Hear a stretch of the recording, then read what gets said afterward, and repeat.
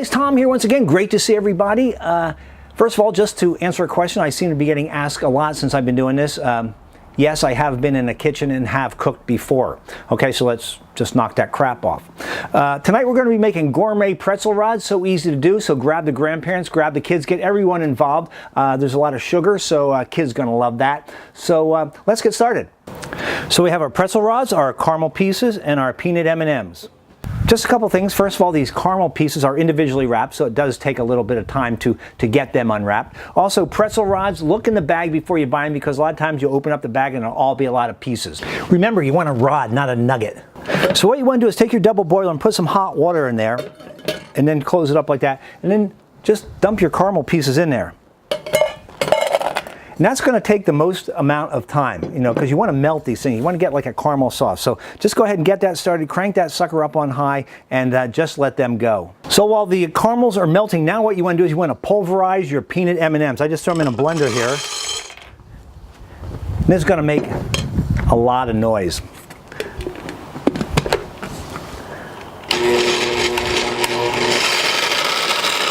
But it sure looks pretty, doesn't it?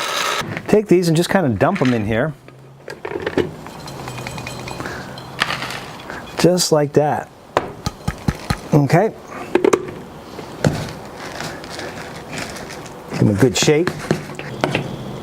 Okay, so now it's time to coat the pretzel rod with the caramel and our peanut M&ms. Very simple to do. Just be careful when you're working around this caramel because it is very, very hot. So all you really need to do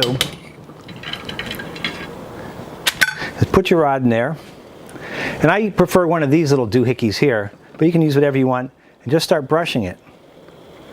Okay, you want to keep just about an inch at the end because that's going to be your handle, and that actually turns out to be the best part. What I usually do is I'll put them on this tray here and I'll throw them in the freezer, freeze them up. The caramel gets really crunchy and hard, and it's really good. So you might want to try that. So anyway, hope it works out for you. You know, they make great gifts too, because who doesn't want a pretzel rod for Christmas, right? Or should I say a gourmet pretzel rod? Anyways, have a great holiday and good luck with pretzel rods. And I don't know what we're going to be making next time, but I'm sure it's only going to be half as good what I just made here tonight.